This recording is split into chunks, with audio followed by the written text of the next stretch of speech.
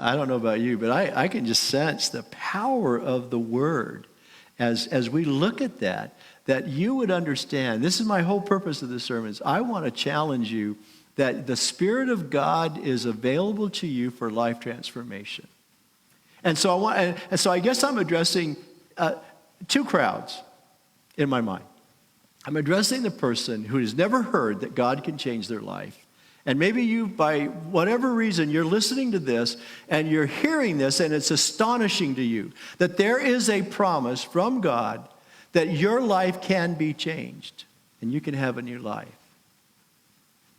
And that you just simply have to open up your heart, believe in what Christ did for you. In other words, it's like trust God's motive, believe in what Jesus did, and receive His Holy Spirit.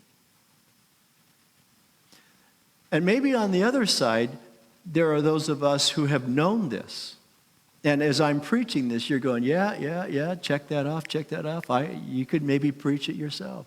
But I guess my challenge to you, and I love you because I'm your pastor, so I'm just going to tell it to you like this.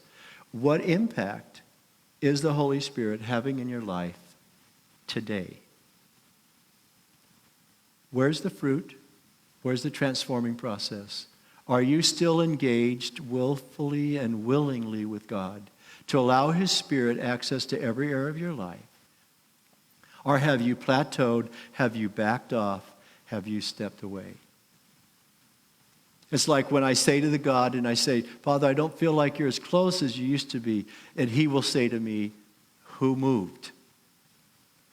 I didn't move. You moved.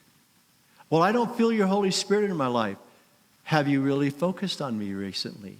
Have you opened up your heart to me? Have you prayed and worshiped in the Spirit? Have you done the things that stir up the Spirit of God within you? Or are you just going through your life preoccupied with your own urges and impulses? That's my challenge to you. So let me read you a couple of other verses and then I actually will stop, I think. Let's look at here. Galatians 5:22, the fruit of the Spirit. But the Holy Spirit produces this kind of fruit in our lives: joy, love, peace, patience, kindness, goodness, faithfulness, gentleness, self-control. How's that for a definition? How about if you and I worked on each one of those? What would change? How different would you be if you were truly joyful?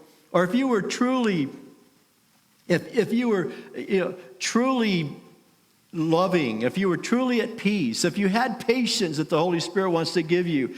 How about if God, by His Spirit, made you kinder, how good would that be?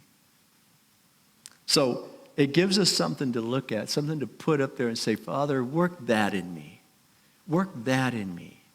Or when God begins to work at you, it gives you something to reference to. Oh, I see, you're working this in me.